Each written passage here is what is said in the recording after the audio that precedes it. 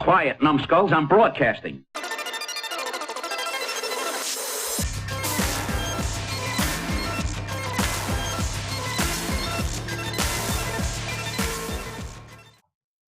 Hey, welcome to another edition of A Champion's Perspective. I'm your host, Smitty. With me, as always, is Timmy. Timmy, how you doing, buddy? I'm doing good. How are you, bud? I'm doing all right. Still feeling a little rough from Ben's wedding, I'll tell you what. Hell of a show, Ben. That was a great party. Glad I could be a part of your day. I had a lot of fun. Some of those pictures at the zoo are going to be amazing. I can't wait to see them. Yeah. But the party at the end was awesome, man. Great ceremony. Super happy for you and Rachel. We love you guys. Yep. Couldn't put it better myself, Timmy. With that, let's get into Week 7 results here. We'll start off with me versus Ron. Goliath has fallen. You know, Ron David Meister showed up and took me to whipping post. Matt Ryan puts up minus 2.4, goes out hurt. Royce Freeman gave me 12. Diggs gave me 16. 12 for my kicker. Not much anywhere else. You know, I had about 60-some points on the bench, but you know, I missed out on that. Yeah, that's tough. You know, you didn't have that one guy that like pops for you. Usually you have a guy that just kind of pops. You know, he scores 20. You know, he's projected to get 12, and he'll score 25 to 30. And he just didn't really have that this week. Yeah, with Matt Ryan going down, I really limited Julio Jones. So there's some guys that like to pop. That's the only game I didn't call right. Sorry about that. Yeah, no worries. Rivers shows up with 27 points. Elliott has 22. Robinson had 14. Marvin Jones with 4 touchdowns and 33 points. Well, me and Ron just kept texting each other every time he scored a touchdown. That was fun. I'm sure that was great. Moving up next, we got Mac versus Davis. Davis pulls this one out. Yep. Mac gets 36.5 from Stafford, 15 points from Michael Thomas. Jerome Brown with 14.5, and his kicker had 15. He was putting up some points. Yeah. Russell Wilson comes back down to earth with only 15 points. Valdez-Scantling puts up almost 30 points. He had a big day. Davis. That helps. Darren Waller had 2 touchdowns and 26 points. Getting 26 points from your tight end is good shit. Right now, tight ends aren't doing shit. So if you can get anything more than – if you could get 50 yards and a touchdown out of your tight end, you should probably be pretty happy with that. Okay. Most of them are getting like 40 yards, and that's the day, and you're crap. Lastly, his Rams defense puts up 20, so, you know, another special teams event. Next up, we got Bill versus Puff. Puff also leaves last place behind with a win, 110-97.6. Bill got 19 points from Prescott, not bad. 15 points from Jacobs. Cooper puts up 12.5. Lockett with 15.5. 15 from San Fran D. It was a good put up, but you know, he just came up short. Yeah. Buffer, on the other hand, gets 29 from Goff. That might be his best showing of all year. He gets almost 29 from Cook, 16.5 from Fournette, 11 points from Gurley, and 10 points from his kicker. Yep. Wasn't a bad showing for Puff. That stable of backs is starting to churn for him, which is good. He needs it, so that'll be a nice steady point getter for him. Yeah. If he can have the quarterback and running back put that up, he just needs to dial it in with his wide receivers. Yep. Get fucked. There's none left. Let's see. Next up, we've got Pete versus Ben. And Pete's got last all by himself again, Timmy. He loses 102.5 to 111.5. Brissett puts up 36.5 for Pete. Saquon Barkley back gets him 14, and the rest of the team had single digits. Yeah, that was a rough one. I believe you brought it up to me. He left the winning points on the bench. Like he's got 2 good quarterbacks, which is a great problem to have. But when you look back at the week like this, and Brissett had a great week, don't get me wrong. I think he scored 30-plus points, right? Yeah, 36. Can't argue with that. You know, but Rodgers scores almost 60. So, you know, if he had Rodgers in that game, he takes home a W. Yep. So now he's going to be in this, you know, I don't know. I hope it's not a seesaw, wish I would have done this, wish I would have done that. I think you call that the Cole syndrome, Cole Marshall syndrome. Oh, the Cole syndrome. Who did I start the championship? What a loser. Over on on Ben's side, Watson puts up 16.5. He was paired with Hopkins, got 18.5. Tyreek Hill came back, got 19.5. 17 from his defense and 12 from his kicker. I mean, that's a recipe for, it's a win against Pete. Yep. Next up, we got Scully versus yourself. Timmy, you got a good win against a great team. I did. He was on a 4-game winning streak. It's nice to see that come to an end.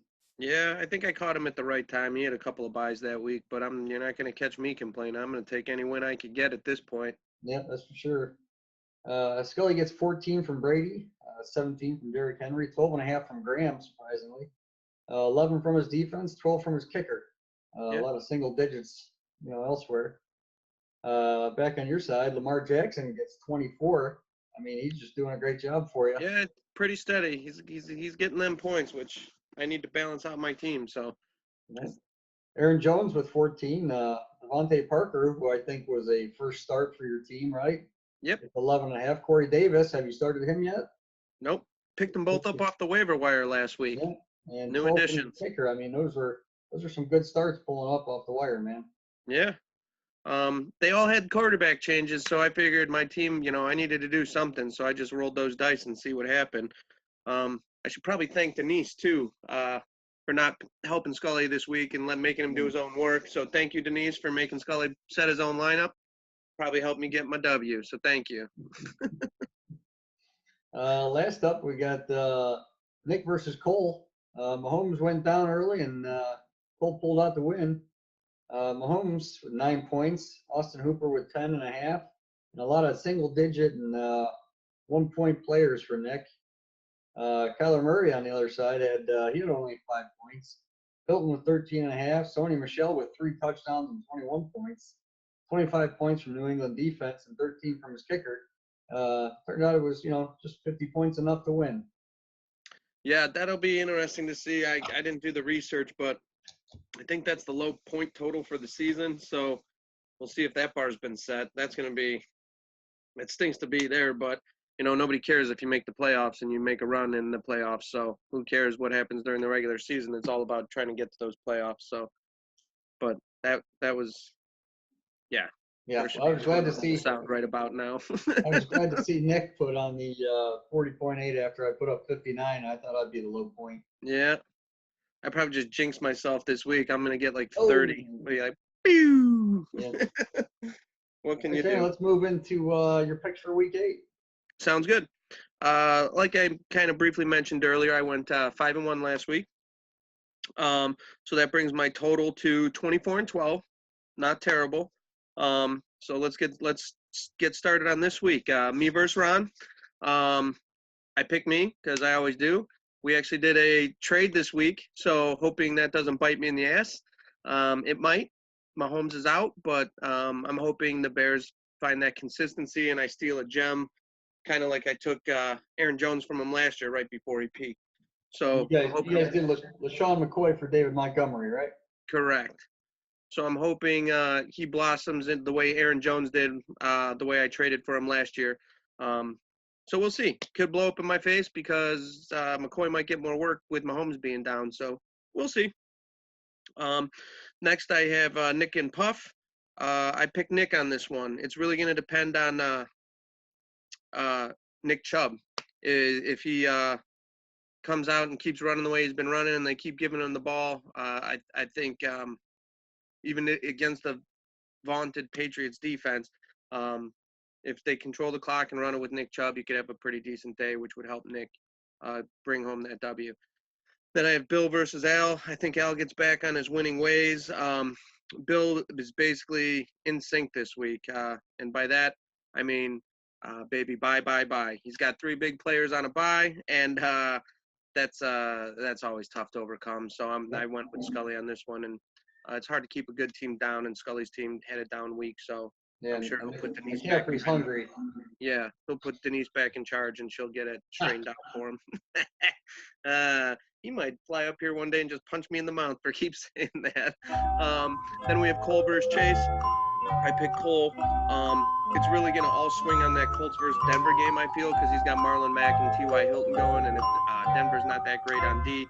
So I do think they'll do all all right. He both pulls out the win. And I feel Chase has a couple of guys from Denver. So, you know, Denver does better than but I think Cole's going to pull out that victory. Then we had Pete versus Davis. I have Davis putting up the victory. His team's been scoring quite a few points. You know, I know Pete has too, so it should be a very, very interesting game.